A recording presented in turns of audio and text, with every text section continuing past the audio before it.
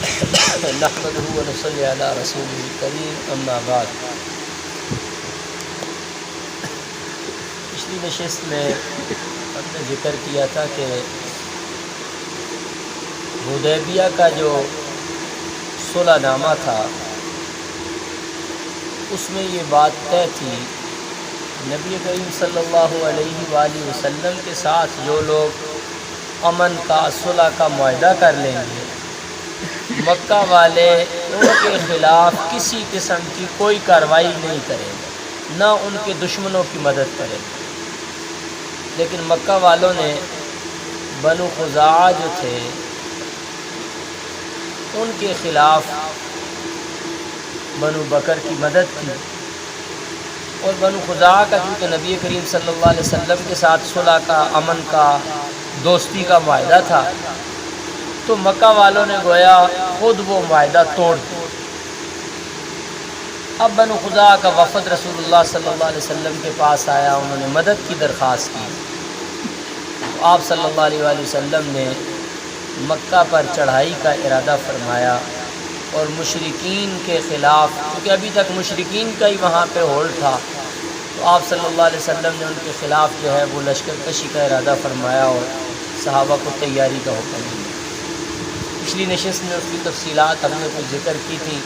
حضرت حاطب ابن ابی بلتع رضی اللہ تعالیٰ عنہ جو جلیل القدر صحابی ہیں، بدری صحابی، انہوں نے ایک خط لکھ دیا تھا،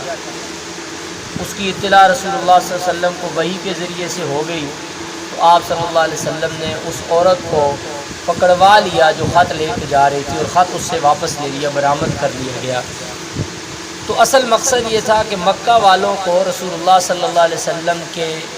آنے کی اطلاع اسی وقت ملے جب رسول اللہ صلی اللہ علیہ وسلم پہنچ آئے، پہلے سے ان کو اطلاع نہ ہو کہ وہ باہر تیاری کر کے جنگ کے لیے نہ نکل سکے۔ تو خیر اس کی کچھ تفصیلات پچھلی نشست میں ذکر کی تھی۔ رمضان المبارک میں رسول اللہ صلی اللہ علیہ وآلہ وسلم 10,000 صحابہ اکرام کا لشکر لے کر مکہ کی طرف آپ نے سفر شروع فرمایا۔ ام سلمہ اور حضرت میمونہ ام المومنین رضی اللہ عنہما یہ دونوں اس سفر میں رسول اللہ صلی اللہ علیہ وسلم کے ساتھ تھی، اور یہ سفر شروع ہو گیا۔ آپ صلی اللہ علیہ وسلم جب مقام ذوالحلیفہ پہ پہنچے، جہاں سے آج کل جو ہم لوگ جاتے ہیں، جس کو بیر علی کہتے ہیں، مسجد علی کہتے ہیں، جہاں سے مدینہ طیبہ سے آپ جاتے ہوئے احرام باندھ لیتے ہیں، ذوالحلیفہ اس جگہ کا نام ہے۔ عمرہ کرنے کے لیے جاتے ہیں، حج کرنے کے لیے، تو مدینہ طیبہ سے واپس جب مکہ مکرمہ کی طرف جاتے ہیں تو جو رستے میں جگہ آتی ہے جہاں سے احرام باندھتے ہیں وہ ذوالحلیفہ ہے، میقات ہے وہاں کا۔ تو ذوالحلیفہ پہ جب رسول اللہ صلی اللہ علیہ وسلم پہنچے تو آپ صلی اللہ علیہ وسلم کے چچا حضرت عباس جو بعد میں مسلمان ہوئے تھے، اور یعنی بدر کے موقع پہ وہ مسلمان نہیں تھے اور مشرکین کی طرف سے جنگ میں شریک تھے، تو یہاں پہ وہ مکہ مکرمہ سے ہجرت کر کے مسلمان ہو کر مدینہ طیبہ جا رہے تھے، تو ذوالحلیفہ کے مقام پہ وہ رسول اللہ صلی اللہ علیہ وسلم کو اپنے اہل و عیال کے ساتھ مل گیا، آپ کے چچا تھے۔ تو خیر آپ صلی اللہ علیہ وسلم نے ان کو حکم دیا کہ آپ اپنا جو ساز و سامان ہے وہ تو مدینہ طیبہ روانہ کر دیں، اور خود آپ ہمارے ساتھ لشکر میں شریک ہوئے۔ سامان انہوں نے مدینہ طیبہ بھجوا دیا، اور خود رسول اللہ صلی اللہ علیہ وسلم کے ساتھ جو مکہ مکرمہ جانے والا لشکر تھا اس میں شامل ہو گئے اور واپس جو ہے وہ چلے گئے۔ تو یہاں سے یہ بات معلوم ہوئی کہ انہوں نے اسلام قبول کر لیا تھا، لیکن انہوں نے اظہار نہیں کیا تھا مکہ میں۔ بدر کے بعد کسی موقع پہ انہوں نے اسلام قبول کر لیا، لیکن اپنے اسلام کو چھپایا ہوا تھا۔ اب وہ ہجرت کر کے مدینہ طیبہ جا رہے تھے کہ رستے میں رسول اللہ صلی اللہ علیہ وسلم سے ملاقات ہوئی، تو دوبارہ مکہ مکرمہ جانے والے لشکر میں شریک ہو گئے اور شامل ہو گئے۔ اسی طرح آپ صلی اللہ علیہ وآلہ وسلم کو راستے میں کچھ اور لوگ بھی ملے جو ہجرت کر کے مدینہ طیبہ جا رہے تھے، انہوں نے اسلام قبول کر لیا تھا اور وہ ہجرت کر کے مدینہ طیبہ جا رہے تھے۔ راستے میں ان سے بھی ملاقات ہوئی، ان کو بھی آپ صلی اللہ علیہ وسلم نے ساتھ شامل کر لیا، اور ان کو ساتھ لے کر آپ صلی اللہ علیہ وسلم آگے جو ہے وہ سفر کرنے لگ گئے، اور یہ سفر جاری رہا۔ آپ صلی اللہ علیہ وسلم کا جب سفر جاری تھا اور آپ صلی اللہ علیہ وسلم چلتے چلتے مکہ مکرمہ کی طرف جا رہے تھے اور مکہ مکرمہ کے قریب پہنچے تو وہاں آپ صلی اللہ علیہ وسلم نے مکہ مکرمہ سے دور ہی جب پڑاؤ ڈالا، مقام مر الزہران جگہ تھی، وہاں جا کے آپ صلی اللہ علیہ وسلم نے پڑاؤ ڈالا، اور یہ تقریباً جو ہے وہ عشاء کا وقت تھا۔ وہاں آپ پہنچے، وہاں آپ نے قافلے کو، لشکر کو ٹھہرا دیا، خیمے لگوائے، اور ہر ایک کو یہ حکم دیا کہ ہر خیمے کے سامنے آگ لگائی، اور پوری وادی میں لشکر کو پھیلا دیا۔ ایک تو لشکر کو کہا گیا کہ ساری وادی میں مختلف تھوڑے تھوڑے فاصلے پہ خیمے لگا لیے، اور سب کو حکم دیا گیا کہ اپنے خیموں کے سامنے، رات کا وقت تھا، روشنی کے لیے ہر ایک اپنی علیحدہ آگ جلائے۔ سب نے وہاں جا کے اپنی اپنی آگ جلائی اور اپنے اپنے خیموں کے اندر جو ہے وہ چلے گئے۔ رات کا وقت ہے۔ اب اس کا جو اثر تھا وہ یہ تھا کہ یہ 10,000 کا لشکر ہے، سینکڑوں خیمے لگے ہوئے ہیں، ان کے سامنے آگ جل رہی ہے، پوری وادی میں ایسے پتہ چلتا تھا رات کا وقت، عجیب ایک منظر تھا اس لشکر کا، اور پوری وادی میں جو ہے یہ لشکر ایک قسم کا پھیلا ہوا تھا، اور ایک عجیب اس کی صورت حال تھی اور ایک عجیب اس کی کیفیت پتہ چل رہی تھی۔ اب یہ ہوا کہ حضرت ابو سفیان رضی اللہ تعالیٰ عنہ جو ابھی تک مسلمان نہیں ہوئے تھے، ان کو جب پتہ چل گیا کہ رسول اللہ صلی اللہ علیہ وسلم آگے ہیں اور آپ جو ہے وہ بالکل ہمارے قریب پہنچ آئے ہیں، تو یہ تو ان کو پتہ تھا کہ ہم نے بدعہدی کی ہے، جو معاہدہ تھا وہ ہم نے توڑا ہے، تو اس کا مطلب یہ ہے کہ اب ہمارا وقت آ گیا، ہمیں سزا ملے۔ تو اب حضرت ابو سفیان جو تھے یہ باہر نکلے مکہ سے کہ ذرا جا کے لشکر کا جائزہ لیں، کتنا لشکر ہے، کیا صورت حال ہے، اور یہ اس علاقے کی طرف چلے گئے۔ جب لشکر کو دیکھا تو لشکر کو دیکھ کے یہ گھبرا گیا، تو ابو سفیان کے ساتھ جو لوگ تھے ان کو کہا کہ یہ کس طرح کی آگ ہے، کس نے اتنی زیادہ پوری وادی میں آگ ہی آگ؟ کسی نے کہا جی لگتا ہے بنو خزاعہ والوں نے جلائی ہوئی۔ تو ابو سفیان نے کہا کہ خزاعہ والوں کے پاس تو اتنا بڑا لشکر نہیں، کیونکہ یہ پتہ چل گیا تھا کہ لشکر آ گیا ہے، لیکن ابھی کنفرم نہیں ہو رہا تھا کہ رسول اللہ صلی اللہ علیہ وسلم کا لشکر ہے یا یہ کس کا ہے۔ یہ جائزہ لینے کے لیے گئے تھے کہ دیکھیں کون لوگ ہیں مکہ کی طرف آ رہے ہیں۔ تو قریب میں چونکہ انہوں نے بنو بکر کی مدد کی تھی بنو خزاعہ کے خلاف، تو انہوں نے سوچا کہ شاید ہو سکتا ہے وہ آگے ہیں بدلہ لینے کے، لیکن جب لشکر دیکھا کہ اتنا بڑا لشکر ہے تو پریشان ہو گئے۔ انہوں نے کہا یہ اتنا بڑا لشکر بنو خزاعہ کے پاس نہیں آتا، وہ تو تھوڑے سے لوگ۔ رسول اللہ صلی اللہ علیہ وسلم کے جو چوکیدار تھے مختلف علاقوں میں پھیلے ہوئے تھے، جو لشکر کی حفاظت کے مامور تھے، انہوں نے ابو سفیان اور ان کے ساتھیوں کو گرفتار کر پکڑ لیا، اور پکڑ کے ان کو لے کے رسول اللہ صلی اللہ علیہ وسلم کی طرف چل گئے۔ تو انہوں نے کہا یار آپ لوگ کون ہیں، ہمیں کیوں گرفتار کر کے کدھر لے کے جا رہے ہیں ہمیں؟ تو انہوں نے بتایا کہ ہم اصحاب رسول اللہ ہیں، ہم رسول اللہ صلی اللہ علیہ وسلم کے صحابہ ہیں۔ تو اب حضرت عباس رضی اللہ تعالیٰ عنہ بھی لشکر میں موجود تھے، اور وہ چونکہ ابھی مکہ سے گئے تھے اور سرداروں میں سے تھے، بڑے لوگوں میں سے تھے، ابو سفیان کے ساتھ دوستانہ مراسم بھی تھے، تو حضرت عباس رضی اللہ تعالیٰ عنہ جو ہے وہ رسول اللہ صلی اللہ علیہ وسلم کے خچر پہ بیٹھ کے وہ بھی لشکر میں اسی طرح حفاظتی گشت کر رہے تھے۔ راستے میں دیکھا کہ یہ ابو سفیان کو اور ان کے ساتھیوں کو ہمارے لوگ گرفتار کر کے پکڑ کے لا رہے ہیں، تو ابو سفیان کو دیکھ کے انہوں نے پہچان لیا، قریب آئے تو انہوں نے فرمایا کہ ابو سفیان یہ رسول اللہ کا لشکر ہے، اور یہ محمد صلی اللہ علیہ وآلہ وسلم کا لشکر ہے، اور یہ آپ کی طرف تشریف لائے ہیں، مکہ والوں کی طرف آئے۔ اور پھر ساتھ ہی یہ کہا کہ اگر جو ہے رسول اللہ صلی اللہ علیہ وآلہ وسلم فتح یاب ہو جاتے تو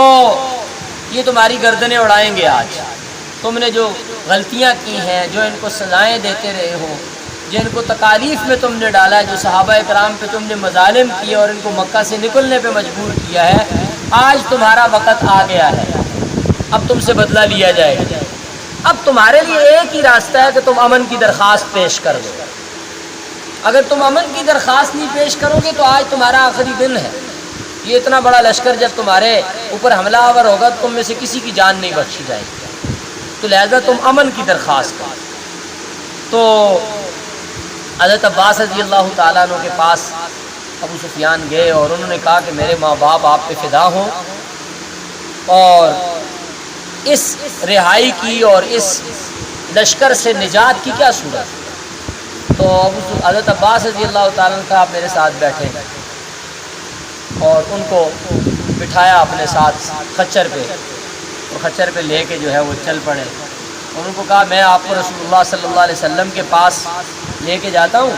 اور آپ صلی اللہ علیہ وسلم سے بات کریں گے اور امن کی درخواست کریں گے تو آپ کو امان مل جائے گی، آپ کو میں امان نہیں دوں کیونکہ آپ کے ساتھ میری دوستی ہے، میں درخواست کروں گا رسول اللہ صلی اللہ علیہ وسلم آپ کو امن دیں گے۔ لے کے چلے،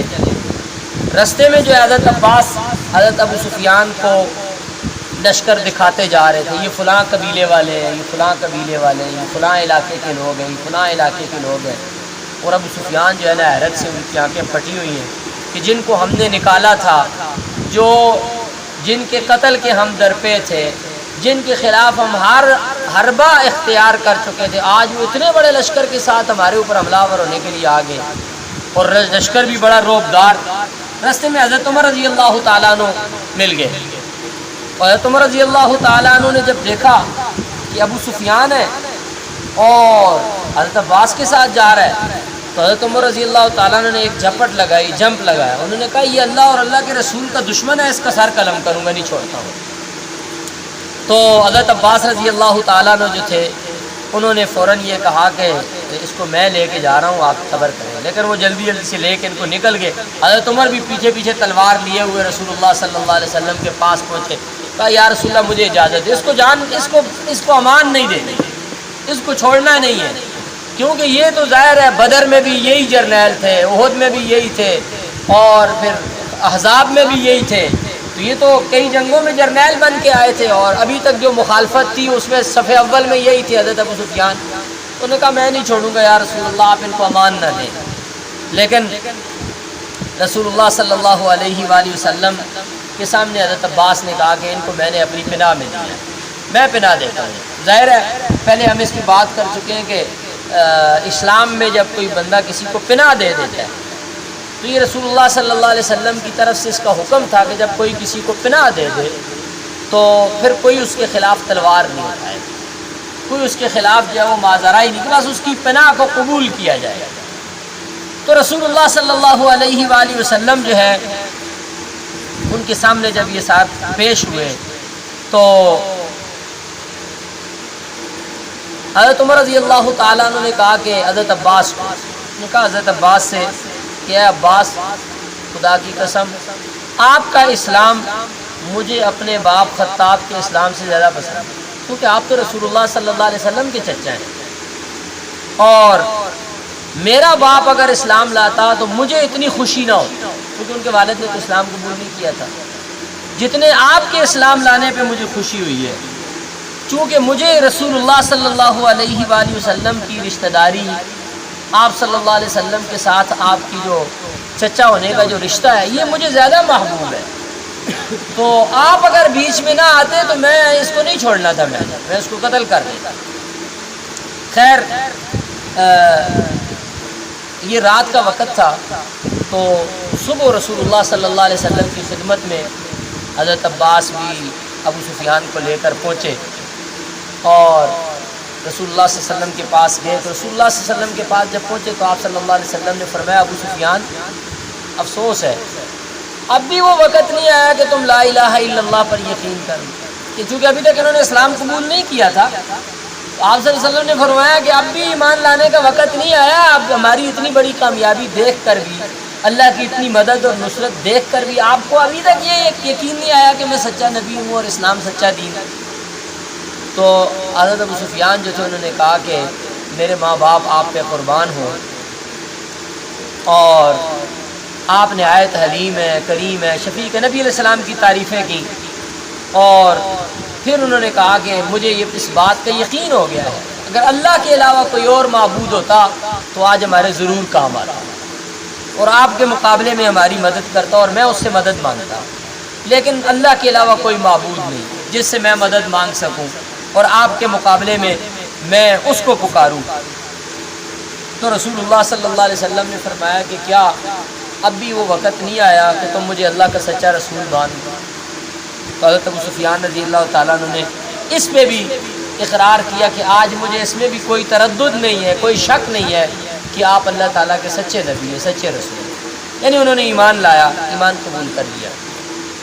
حضرت عباس رضی اللہ تعالیٰ عنہ نے حضرت ابو سفیان کو کہا کہ آپ اسلام کا کھلم کھلا اعلان کریں اور رسول اللہ صلی اللہ علیہ وسلم کے سامنے۔ تو حضرت ابو سفیان نے اسلام قبول کر لیا۔ اسلام قبول کرنے کے بعد رسول اللہ صلی اللہ علیہ وآلہ وسلم نے حضرت ابو سفیان جو تھے انہوں نے یہ کہا کہ یا رسول اللہ، حضرت عباس نے بھی درخواست کی کہ یا رسول اللہ آپ کو پتہ ہے کہ ابو سفیان جو ہے یہ سردار ہے، سارے مکہ کے سردار ہیں، بڑے ہیں، اور سردار لوگ جو ہوتے ہیں نا وہ اپنے لیے اعزاز پسند کرتے ہیں کہ وہ جہاں بھی جائیں ان کو کوئی نہ کوئی عزت ملے۔ تو ابو سفیان بھی ظاہر ہے سردار ہے، ابھی اسلام میں آئے ہیں، ان کو کوئی نہ کوئی قابل عزت چیز ملنی چاہیے تاکہ ذرا ان کی سرداری کا اعزاز ہو جائے۔ تو رسول اللہ صلی اللہ علیہ وسلم نے اس موقع پر ارشاد فرمایا کہ اچھا ایسے ہے کہ مکہ میں یہ اعلان کروا دیں کہ جو شخص ابو سفیان کے گھر میں داخل ہو جائے گا، جو لوگ ابو سفیان کے گھر میں ہوں گے ان کو پناہ ہے، ان کے خلاف تلوار نہیں اٹھائی جائے گی، ان کو قتل نہیں کیا جائے، وہ امن میں۔ اسی طرح آپ صلی اللہ علیہ وسلم نے فرمایا، پھر حضرت ابو سفیان نے کہا یا رسول اللہ میرے گھر میں تو تھوڑے سے لوگ آئیں گے، مکہ میں تو بہت لوگ ہیں، باقی لوگ اگر امن چاہیں تو وہ کہاں جائیں؟ تو آپ صلی اللہ علیہ وسلم نے فرمایا جو لوگ مسجد حرام میں چلے جائیں گے وہ بھی امن ہے، ان سب کو بھی امن۔ اسی طرح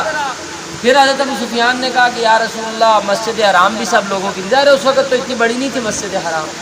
تو تمام مکہ والوں کو تو مسجد حرام بھی کافی نہیں۔ تو آپ صلی اللہ علیہ وآلہ وسلم نے فرمایا کہ اچھا یہ بھی اعلان کر دیں کہ جو اپنے گھر کا دروازہ بند کر لے گا اس کو بھی امن۔ تو یہ ابو سفیان کی درخواست پہ رسول اللہ صلی اللہ علیہ وسلم نے یہ 3 اعلان کیے۔ ایک یہ کہ جو ابو سفیان کے گھر میں جو لوگ جائیں گے ان سب کو امن ہے، وہ اچھے ہیں برے ہیں انہوں نے جو کچھ بھی کیا ان کو امن، اور جو لوگ مسجد حرام میں جائیں گے ان کو بھی امن ہے، اور جو اپنے دروازے بند کر لیں گے ان سب کو بھی امن ہے۔ تو یہ آپ نے امن کا اعلان حضرت ابو سفیان کو دے کر بھیجا، اور پھر یہ ان کے لیے ایک اعزاز تھا کہ میں مکہ والوں کے لیے امن کا پیغام لے کے آیا ہوں کہ وہ اگر امن چاہتے ہیں اور وہ چاہتے ہیں کہ رسول اللہ صلی اللہ علیہ وسلم کا لشکر ان کو نقصان نہ پہنچائے تو ان کے لیے یہ طریقہ ہے، اور یہ پیغام میری درخواست پہ رسول اللہ صلی اللہ علیہ وسلم نے دیا ہے۔ تو خیر انہوں نے جا کے مکہ میں یہ اعلان کر دیا، اور پھر آپ صلی اللہ علیہ وسلم نے خود حضرت عباس کو فرمایا کہ ان کو نا حضرت ابو سفیان کو ان کو اوپر کھڑا کریں پہاڑی پر، صبح کا وقت تھا اور لشکر نے اب مکہ میں جانا تھا، اور یہاں سے ان کو تمام لشکر کا تعارف کروایا ہے۔ اور پھر چونکہ لشکر اس طرح تھا کہ ہر قبیلے کے علیحدہ علیحدہ آپ صلی اللہ علیہ وسلم نے لوگوں کی جماعتیں بنائی ہوئی تھیں،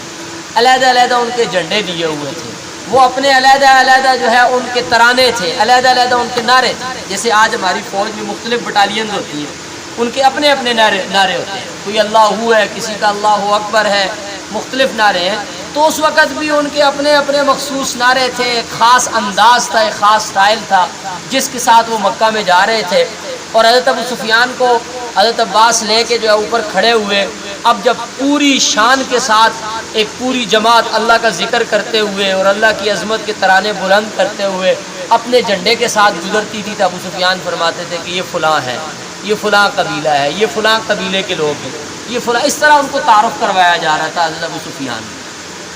اور وہ دیکھ رہے تھے اور ان کی آنکھیں جو ہے نا حیرت کے مارے پھٹی پھٹی تھی، اور وہ دنگ رہ گئے کہ یہ اتنے لوگ اور پورا جو ہے وہ عرب کے مختلف قبائل اور اس شان کے ساتھ رسول اللہ صلی اللہ علیہ وآلہ وسلم جو ہے وہ مکہ مکرمہ میں آ رہے تھے۔ یعنی حضرت ابو سفیان پر اسلام کی جو ظاہری شان و شوکت تھی نا وہ بھی آپ صلی اللہ علیہ وسلم نے ظاہر، یعنی ایک تو روب و دبدبہ تو آ ہی گیا تھا لشکر کو دیکھ، لیکن اب لشکر کے مختلف قبیلوں کا تعارف اور ایک خاص انداز سے لشکر کا گزرنا، یہ اسلام کی جو ظاہری سلطنت تھی، جو قوت تھی، جو سطوت شوکت تھی، وہ آپ صلی اللہ علیہ وآلہ وسلم نے ان کو وہ بھی دکھائی، کیونکہ ظاہر ہے وہ ایک سردار تھے اور سردار ان چیزوں کو جو ہے وہ زیادہ محسوس کرتے ہیں۔ تو یہی وجہ ہے کہ جب بھی کوئی لشکر جو ہے وہ جماعت گزرتی تو ابو سفیان پوچھتے کہ یہ کون لوگ ہیں، تو پھر بتایا جاتا کہ یہ فلاں ہے، حضرت خالد ابن ولید رضی اللہ تعالیٰ عنہ کے ساتھ 1000 یا 900 اتنے لوگ تھے، وہ گزرے. اسی طرح مختلف لشکر کے جو ہے نا وہ مختلف جماعتیں گزرتی رہیں، اور وہ جو ہے وہ ان کو تعارف کرواتے تھے. حضرت عباس نبی کریم صلی اللہ علیہ وسلم کے چچا، یہ فلاں جرنیل ہے اور اس کے ساتھ یہ فلاں بٹالین جا رہی ہے. تو یہ جیسے وہ ہمارے 23 مارچ میں ہوتا ہے پریڈ پہ، تو جو پریڈ ہو رہی ہوتی ہے تو ساتھ ساتھ وہ بتا رہے ہوتے ہیں کہ یہ فلاں بٹالین ہے، یہ فلاں جماعت ہے، فلاں مختلف فوج کی جو آگے ذیلی ادارے ہوتے ہیں ان کی. ایسے حضرت عباس رضی اللہ تعالیٰ ان کو تعارف کروا رہے ہیں، اور وہ ایک ایک کو دیکھ دیکھ کے نا دنگ رہ رہے تھے کہ کیا شان ہے اور کیا کمال ہے. تو ایسی گزرتے گزرتے جو ہے حضرت سعد ابن عبادہ رضی اللہ تعالیٰ عنہ، یہ مدینہ والوں کے سردار تھے، ان کا گزر ہوا. سعد ابن ابو عبادہ رضی اللہ تعالیٰ، انہوں نے جب دیکھا نا حضرت ابو سفیان کو، تو چونکہ ان کو پتہ تھا کہ بدر کا بھی ان کی وجہ سے ہوا تھا، اور اس کے بعد پھر احد میں بھی یہی تھے، اور احزاب میں بھی یہ ہماری طرف آئے تھے، تو انہوں نے حضرت سعد ابن عبادہ نے کہا کہ الیوم یوم الملحمہ، آج جنگ کا دن ہے. اور پھر انہوں نے کہا کہ الیوم تستحل الکعبہ، آپ کا آج کعبہ میں بھی کسی کو نہیں چھوڑیں گے، آج ہم بدلے سارے چکائیں گے. تو حضرت عباس رضی اللہ تعالیٰ عنہ بات سے ابو سفیان گھبرا گئے. انہوں نے کہا یہ کون ہے یہ جو نعرے لگا رہا ہے کہ آج کعبہ میں بھی کسی کی جان بخشی؟ تو انہوں نے کہا یہ انصار کا لشکر ہے، اس میں مہاجرین بھی ہیں، اور یہ وہ لشکر ہے جس میں رسول اللہ صلی اللہ علیہ وسلم بھی شامل ہیں، اس جماعت میں جس نے یہ نعرہ لگایا تھا. تو خیر حضرت جب ابو سفیان کے سامنے سے گزرے اور ابو سفیان نے رسول اللہ صلی اللہ علیہ وسلم کے پاس گئے تو کہا یا رسول اللہ، آپ نے سعد ابن عبادہ کو کیا کہا ہے کہ آج آپ کعبہ میں بھی کسی کو نہیں چھوڑیں گے؟ حالانکہ آپ نے تو اعلان کیا کہ جو مسجد حرام میں داخل ہوگا اس کو امان ہے. تو رسول اللہ صلی اللہ علیہ وسلم نے فرمایا کہ کیا ہوا ہے؟ تو انہوں نے کہا کہ سعد ابن عبادہ تو کہتے ہیں کہ آج تو کعبہ میں بھی کسی کو نہیں چھوڑیں گے. تو نہیں وہ گھبرا گئے کہ یہ تو بڑا مسئلہ خراب ہے. تو رسول اللہ صلی اللہ علیہ وآلہ وسلم نے فرمایا کہ ابو سفیان، آج رحمت کا دن ہے، آج شفقت کا دن ہے، آج ہم ہر ایک کو احسان کریں گے، آج ہم کسی کو نہیں کہیں گے. اور آپ صلی اللہ علیہ وسلم نے حضرت سعد ابن عبادہ کو بھی کہا کہ نہیں، یہ مت کہو کہ آج جنگ کا دن ہے اور آج جو ہے وہ خون حلال ہونے کا دن ہے، آج کعبہ میں بھی کسی کو نہیں چھوڑیں گے، بلکہ یہ کہو کہ آج تو رحمتوں کا دن ہے، آج شفقت کا دن ہے، آج ہم معاف کریں گے، آج معافیوں کا دن. تو خیر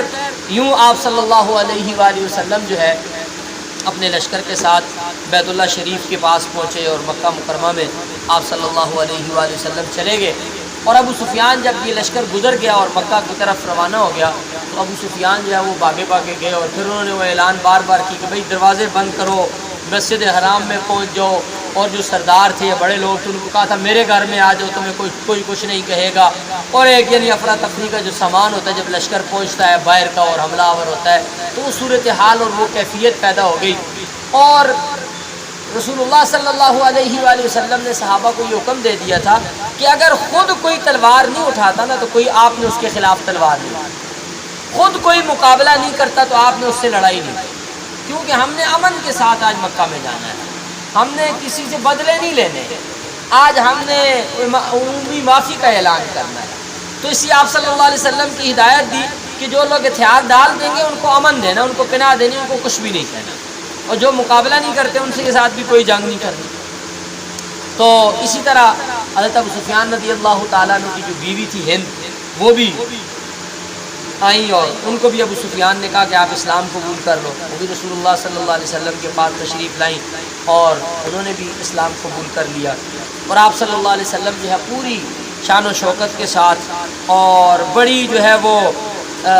ایک عاجزی اور انکساری کے ساتھ سورہ فتح آپ تلاوت کرتے ہوئے جو ہے مسجد حرام میں داخل ہو رہے تھے. انا فتحنا لک فتحا مبینا، خوش الحانی سے آپ صلی اللہ علیہ وسلم جذبات میں پڑھ رہے تھے انا فتحنا لک فتحا مبینا، کہ اللہ نے قرآن میں ہمیں فرمایا تھا کہ ہم آپ کو ایک بڑی کھلی فتح دینے والے ہیں. تو آج اللہ تعالیٰ نے وہ فتح عطا فرما دی. پھر آپ صلی اللہ علیہ وآلہ وسلم کے ساتھ جو سواری تھی اس میں حضرت اسامہ بن زید رضی اللہ تعالیٰ، زید ابن حارثہ کے جو بیٹے تھے، وہ آپ صلی اللہ علیہ وسلم کے ساتھ سوار تھے. اور آپ صلی اللہ علیہ وسلم نے سر جھکایا ہوا تھا، اور آپ کا سر مبارک جو ہے وہ عاجزی اور انکساری کے ساتھ اس طرح آپ نے جھکایا تھا کہ وہ جو اونٹ کا جو پالان تھا، اس کی جو کوہان تھی، اس کے ساتھ لگ رہا تھا. اور آپ صلی اللہ علیہ وسلم جو ہے مکہ مکرمہ، پھر آپ نے یہ آیت بھی تلاوت فرمائی، سورہ نصر تلاوت فرمائی، اذا جاء نصر اللہ والفتح، یہ آپ نے تلاوت فرمائی۔ تو اس طرح بڑی جو ہے وہ شان و شوکت کے ساتھ فاتحانہ انداز سے آپ صلی اللہ علیہ وآلہ وسلم جو ہے مسجد حرام میں پہنچ گئے، اور آپ اس وقت ایک انتہائی عاجزی اور انکساری کا آپ کے اوپر کیفیت طاری تھی، اور اللہ تعالیٰ کا شکر کی کیفیت طاری تھی۔ یعنی اسلام یہاں جب یہ جو موقع ہے، دنیا کے کئی کفار جو ہیں، بڑے بڑے کافر جو عقل مند تھے اور مخلص تھے، وہ اپنے کفر کے ساتھ بھی مخلص تھے اور اسلام کی مخالفت میں بھی مخلص تھے۔ کئی لوگوں نے فتح مکہ کے موقع پہ رسول اللہ صلی اللہ علیہ وسلم کی عاجزی، انکساری، عمومی رحمت اور شفقت، اس کو دیکھ کر اسلام قبول کر لیا۔ آج بھی دنیا میں جب لوگ نبی علیہ الصلوۃ والسلام کی سیرت پہ، جو یہودی، عیسائی اور دیگر علماء جو ہیں، مفکرین ہیں، وہ نبی علیہ الصلوۃ والسلام کی سیرت کا تنقیدی جب جائزہ لیتے ہیں، اس کو پڑھتے ہیں اور تنقیدی نقطۂ نظر سے پڑھتے ہیں، لیکن جب وہ آپ صلی اللہ علیہ وسلم کا یہ انداز دیکھتے ہیں اور فتح کا یہ انداز، اور ان لوگوں کے خلاف جنہوں نے آخری حد تک قتل تک کی سازشیں کی تھی، جب آپ صلی اللہ علیہ وسلم کا اس موقع پہ اس عاجزانہ انداز سے مکہ میں داخلہ، عمومی رحمت کا اعلان اور یہ چیزیں دیکھتے ہیں، تو پھر وہ اسلام کی سچائی اور نبی علیہ الصلوۃ والسلام کی عظمت کا اقرار کیے بغیر نہیں رہ سکتے۔ کتنے ہی لوگ مسلم جو ہیں انہوں نے اس بات کا اقرار کیا کہ جب ہم نے سیرت کو دیکھا اور پڑھا، اور جب نبی علیہ الصلوۃ والسلام کا فتح مکہ کا جو منظر ہے وہ جب ہمارے سامنے آیا، تو ہمیں یقین ہو گیا کہ یہ کوئی عام شخصیت نہیں، یہ کوئی دنیا کے بادشاہ نہیں تھے، یہ کسی دنیاوی لالچ میں کرنے والے نہیں تھے، کیونکہ جو لوگ اس طرح کرتے ہیں وہ پھر جب ملکوں کو، دشمن کے ملک کو فتح کرتے ہیں، تو وہ پھر عزت داروں کو ذلیل کر دیتے ہیں، پھر وہاں کے کمزوروں کو وہ قتل و غارت کا نشانہ بناتے ہیں، وہاں کی عورتوں کو نشانہ بناتے ہیں، اور ان کا جو انداز ہے یہ کسی دنیا کے حکمران، کسی بادشاہ، کسی جرنیل جیسا انداز نہیں ہے۔ پھر وہاں آپ صلی اللہ علیہ وآلہ وسلم نے جو ہے، چاشت کا وقت تھا، تو آپ صلی اللہ علیہ وسلم جب وہاں پہنچے تو ام ہانی، جن کے گھر سے آپ صلی اللہ علیہ وسلم کو معراج بھی ہوا تھا، حضرت ابو طالب کی بیٹی تھی جو نبی علیہ السلام کی چچا زاد تھی، ان کے گھر آپ صلی اللہ علیہ وسلم تشریف لے، ان کے گھر میں جا کے آپ صلی اللہ علیہ وسلم نے غسل کیا، اور وہاں 8 رکعتیں آپ صلی اللہ علیہ وسلم نے نوافل کی ادا فرمائی مکہ مکرمہ میں جانے کے بعد، اور 8 رکعتیں نوافل ادا کرنے کے بعد پھر آپ صلی اللہ علیہ وسلم شیب ابی طالب میں تشریف لے گئے۔ وہاں آپ صلی اللہ علیہ وسلم نے صحابہ کو حکم دیا کہ خیمہ میرا یہاں لگا دیا جائے، اور چونکہ آپ صلی اللہ علیہ وسلم سے صحابہ نے پہلے ہی پوچھ لیا تھا کہ جب آپ مکہ میں جائیں گے تو آپ کہاں ٹھہریں، کس کے گھر میں ٹھہریں، آپ نے رہنا کہاں پہ ہے، رکنا کہاں پہ ہے،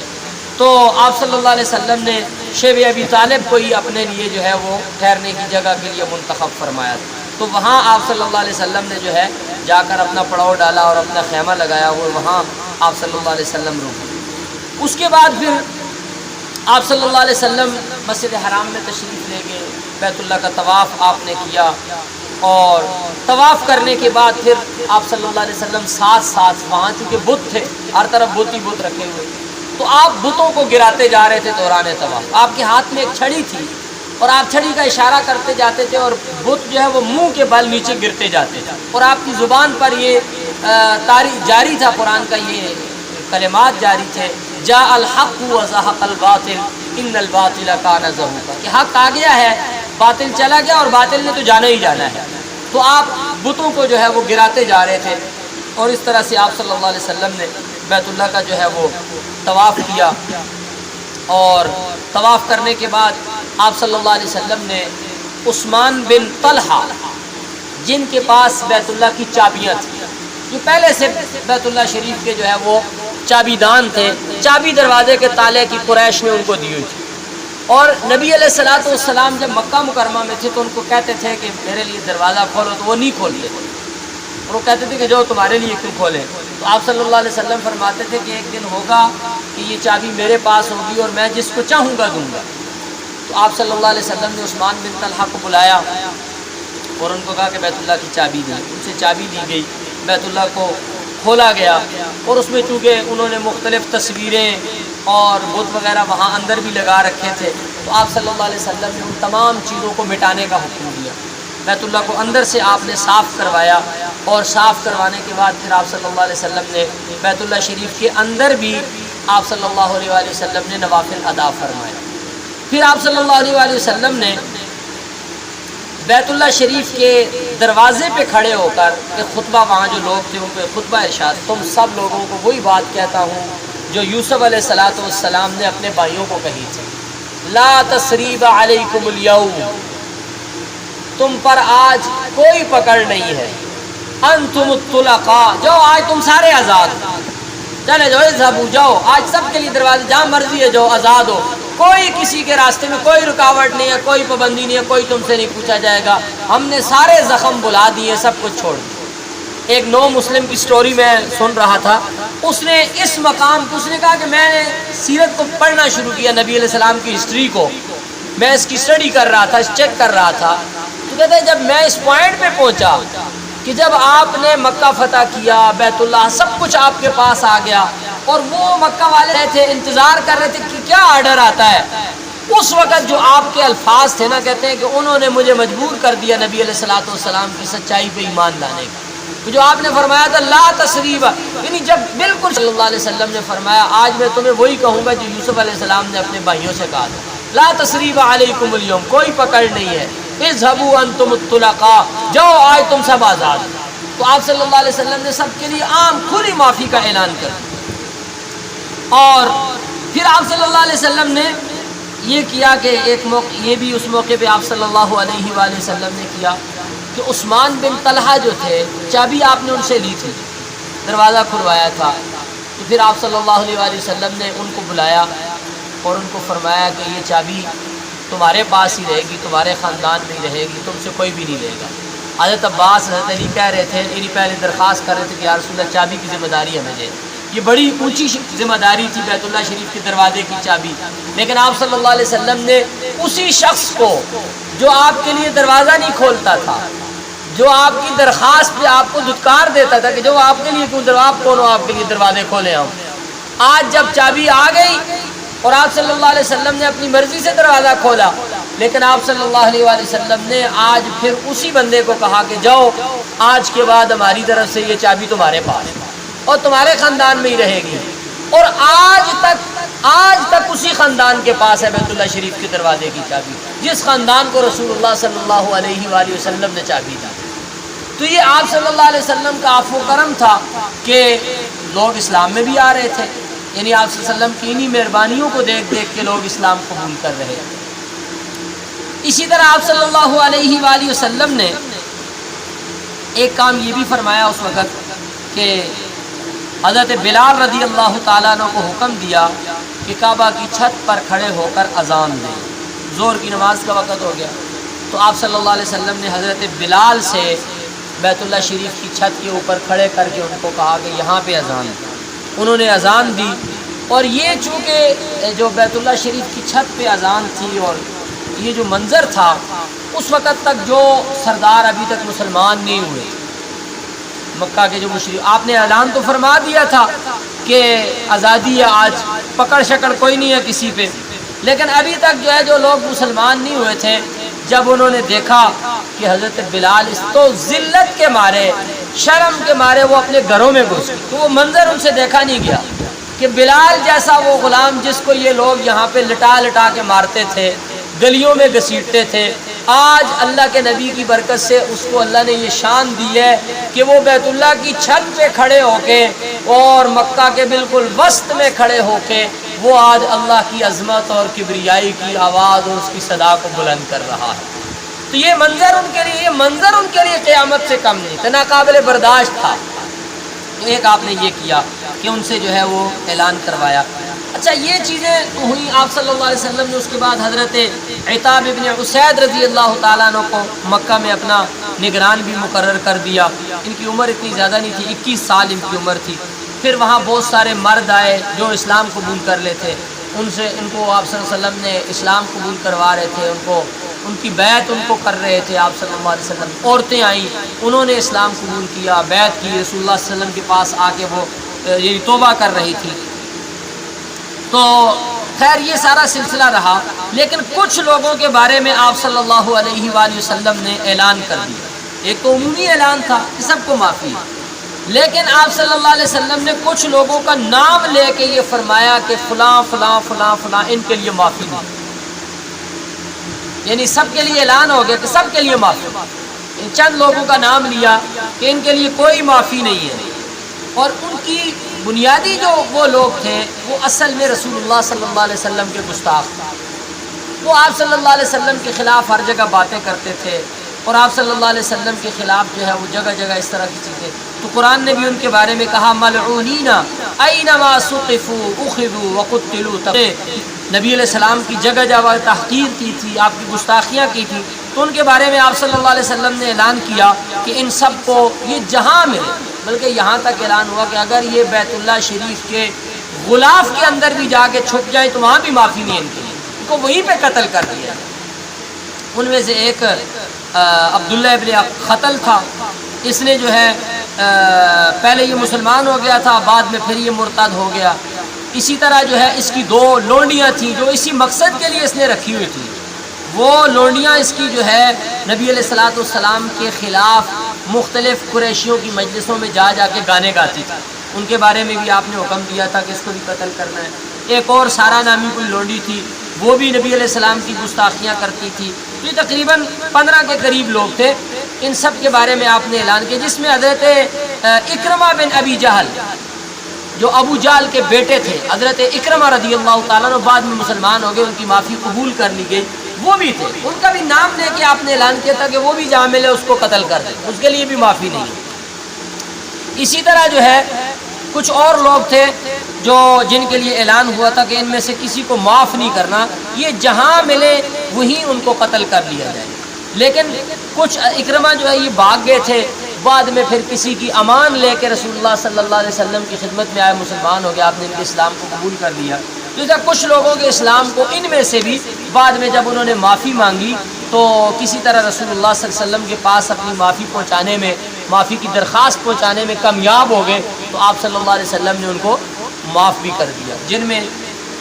ابو جہل کے بیٹے حضرت اکرمہ رضی اللہ تعالیٰ عنہ بھی ہیں، جو جلیل القدر بعد میں صحابہ میں شامل ہوئے اور اسلام کے لیے انہوں نے اپنی خدمات بھی بڑی پیش کی. تو ایک فتح مکہ کے موقع پہ یہ جو واقعات ان میں سے یہ واقعہ بھی تھا کہ کچھ لوگوں کا آپ صلی اللہ علیہ وسلم نے نام لے کے فرمایا تھا کہ ان کو قتل کر، ان کے لیے معافی نہیں. اور ان کا جرم کیا تھا؟ وہ گستاخ تھے. وہ نبی علیہ الصلوۃ والسلام کے خلاف اور اسلام کے خلاف جگہ جگہ لوگوں کو برنگیختہ کرتے تھے، ابھارتے تھے. تو آپ صلی اللہ علیہ وسلم نے ان کے لیے معافی کے اعلان کو ختم کر دی کہ ان کے لیے کوئی معافی نہیں. اچھا، فتح مکہ کے موقع پہ ہی حضرت ابو بکر صدیق رضی اللہ تعالیٰ عنہ کے والد مسلمان، انہوں نے پہلے اسلام نہیں قبول کیا. جب حضرت ابو بکر صدیق رضی اللہ تعالیٰ عنہ نے ہجرت کی تھی، وہ اپنے سارے مال اسباب لے گئے تھے، لیکن حضرت ابو بکر صدیق رضی اللہ تعالیٰ عنہ کے والد مسلمان بھی نہیں ہوئے. لیکن جب آپ صلی اللہ علیہ وسلم مسجد حرام میں تشریف فرما ہوئے تو حضرت ابو بکر صدیق رضی اللہ تعالیٰ عنہ جو ہے، ان کے والد بہت بوڑھے ہو گئے تو ان کو نظر بھی نہیں آتا تھا. تو ان کو لے کے آ گئے کہ یا رسول اللہ صلی اللہ علیہ وسلم میرے والد کو کلمہ پڑھنا. تو آپ صلی اللہ علیہ وسلم نے فرمایا ابو بکر اس بوڑھے کو گمراہ ہی رہنے دیتے، اس کو آپ کیوں کھینچ کے لے کے آگے، خود ہی آ جاتا، اس نے آنا تھا. تو حضرت ابو بکر رضی اللہ تعالیٰ نے عرض کیا یا رسول اللہ، بلکہ آپ صلی اللہ علیہ وسلم نے یہ بھی فرمایا کہ آپ صلی اللہ علیہ وسلم نے فرمایا کہ آپ اپنے اس والد کو گھر میں رہنے دیں. یہ نہیں فرمایا گمراہ رہنا، آپ نے فرمایا گھر میں رہنے دیتے. اور پھر آپ نے فرمایا کہ آپ ان کو نہ لے کے آتے، میں آ جاتا. تو نبی علیہ حضرت کیونکہ بہت بوڑھے ہو گئے تھے، نظر بھی نہیں آتا، اندھے ہو گئے تھے. تو حضرت ابوبکر رضی اللہ تعالیٰ نے فرمایا کہ یا رسول اللہ، یہ کیسے ہو سکتا ہے کہ کوئی بندہ جو ہے وہ آپ اس کے پاس جائیں، میرے ماں باپ کے پاس آپ کیوں جائیں، ان کو آپ کے پاس آنا چاہیے، میں ان کو جب لے کے آیا ہوں. خیر آپ صلی اللہ علیہ وآلہ وسلم نے اس موقع پہ اپنا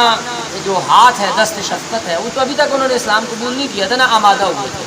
تو آپ صلی اللہ علیہ وسلم نے ان کے سینے پہ اپنا ہاتھ پھیرا اور پھر اس کے بعد ان کو اسلام کی تلقین کی کہ آپ اسلام قبول کر لیں، تو نبی علیہ الصلوۃ والسلام کے دست شفقت کی برکت سے ان کو شرح صدر ہو گیا، پھر اسی موقع پہ انہوں نے اسلام قبول کر لیا۔ اسی طرح کچھ اور لوگ بھی تھے، انہوں نے بھی اس موقع پہ سرداروں میں سے صفوان ابن امیہ ایک سردار تھے، انہوں نے بھی اسلام قبول کیا، اور سہیل ابن عامر تھے، اور اسی طرح ابو لہب جو ہے، جو نبی علیہ الصلوۃ والسلام کا چچا تھا، اور اس نے یعنی شروع میں نبی علیہ الصلوۃ والسلام کے خلاف جو سخت ترین مخالفت تھی وہ اس کی تھی، یعنی اس کی مخالفت کا اندازہ اس سے لگایا جا سکتا ہے کہ قرآن میں اس کے خلاف پوری ایک سورت نازل ہوئی، تبت یدا ابی لہب وتب، یہ سگا چچا تھا، اس کے دونوں بیٹے بھی فتح مکہ کے موقع پہ مسلمان ہوئے، دو بیٹے تھے اس کے، عتبہ اور معتب، ان دونوں نے بھی اس موقع پہ اسلام قبول کر لیا۔ تو خیر یہ جو فتح مکہ کے جو معاملات ہیں، اس موقع پہ نبی علیہ الصلوۃ والسلام کے جو عفو درگزر تھا خاص طور پہ، اس سے بھی بہت ساری چیزیں سامنے آتی ہیں، اور دوسری طرف خاص وہ لوگ جن کے لیے آپ صلی اللہ علیہ وسلم نے جو ہے وہ اعلان کیا تھا کہ یہ جہاں ملے ان کو قتل کر دیں، ان سے بھی کچھ احکام سامنے آتے ہیں کہ جب نبی علیہ الصلوۃ والسلام کی کوئی گستاخی اس طرح سے کر رہا ہے کہ آپ کے خلاف لوگوں میں انتشار پیدا کر رہا ہے، نبی علیہ الصلوۃ والسلام کے خلاف لوگوں کو تیار کر رہا ہے، تو یہ ایک ایسا جرم ہے کہ یہ بھی ناقابل معافی ہے، اس میں بھی کوئی معافی نہیں۔ تو یہ فتح مکہ کا جو ہے کچھ حالات اور کچھ واقعات تھے جن سے ہمیں بہت سارے سبق بھی ملتے ہیں، اور اسلام گویا کہ مکہ سے آپ نکلے تو یعنی وہ صورتحال تھی کہ ایسی کیفیت بنی ہوئی تھی کہ صحابہ کرام چھپ کے نکل رہے تھے، خود رسول اللہ صلی اللہ علیہ وسلم کو بھی اعلانیہ نہیں نکلنا پڑا، بلکہ آپ صلی اللہ علیہ وسلم بھی چپ کے رات کو نکل کے گئے، اور آج اللہ تعالیٰ نے اپنی قدرت سے صرف چند سال، صرف 8 سال، یعنی اس 8 ہجری ہے، صرف 8 سال کے دورانیے میں اسلام کی دعوت اتنی تیزی سے پھیلی کہ 8 سال کے بعد نبی کریم صلی اللہ علیہ وسلم اور آپ کے صحابہ، جن کو مظلوم ہونے کی وجہ سے، جبر اور ظلم کی وجہ سے مکہ چھوڑنا پڑا تھا، آج 10,000 کے عظیم الشان لشکر کے ساتھ آئے، اور آج آپ اعلان کر رہے ہیں کہ آج سب کے لیے معافی ہے، فلاں فلاں کے لیے معافی نہیں ہے، باقی سب کو معاف۔ پھر ان میں سے بھی جو دربار میں آگے معافی تک پہنچ گئے تو ان کو بھی معاف کر دیا گیا۔ تو یہ فتح مکہ کا جو معرکہ ہے، ایک اسلامی تاریخ کا ایک بہت بڑا معرکہ ہے، اور اللہ تعالیٰ نے اس کے بارے میں فرمایا تھا کہ جب مکہ فتح ہوگا تو آپ دیکھیں گے کہ لوگ جو ہے فوج کی فوج اسلام میں داخل ہیں، یعنی پھر ایک ایک بندہ نہیں آئے گا، پھر پورے قبیلے آئیں گے، پورے قافلے آئیں گے، اور وہ کہیں گے ہم اسلام میں داخل ہوتے ہیں۔ یہی وجہ ہے